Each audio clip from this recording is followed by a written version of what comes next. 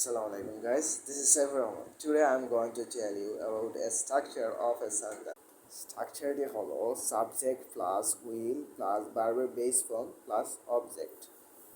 এই স্ট্রাকচারটি মূলত কোনো কিছু সম্মতি প্রকাশ করতে ব্যবহার করতে পারেন।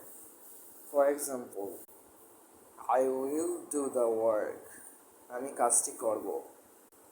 আই উইল প্লে ক্রিকেট, আমি ক্রিকেট খেলব। আই উইল কাম সুন, আমি শীঘ্রই আসব। আই উইল গো সুন, আমি শীঘ্রই যাব। আই উইল গো টুমরো, আমি আগামীকাল যাব। আই উইল কাম টুমরো, আমি আগামীকাল আসব। I will go to university, আমি ইউনিভার্সিটিতে যাব। I will try it again, আমি আবার চেষ্টা করব। আই উইল হেল্প ইউ, আমি তোমায় সাহায্য করব। আই উইল ফলো ইউ, আমি তোমায় অনুসরণ করব।